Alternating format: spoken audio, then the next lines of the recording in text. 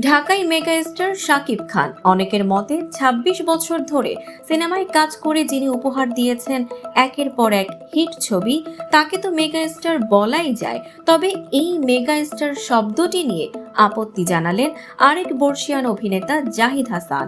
এ নিয়ে সামাজিক মাধ্যমে চলছে তোলপাড়।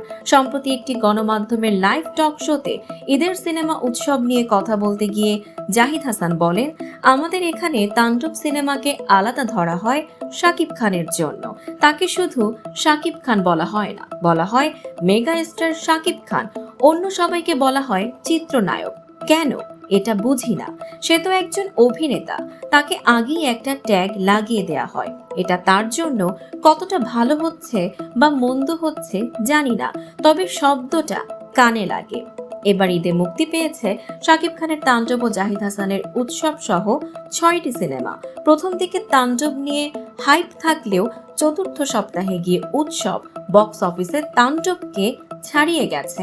এমনকি অনেক হল থেকে তাণ্ডব নামিয়ে ফেলা হয়েছে, কারণ সিঙ্গেল স্ক্রিনে সুবিধা করতে পারেনি সিনেমাটি।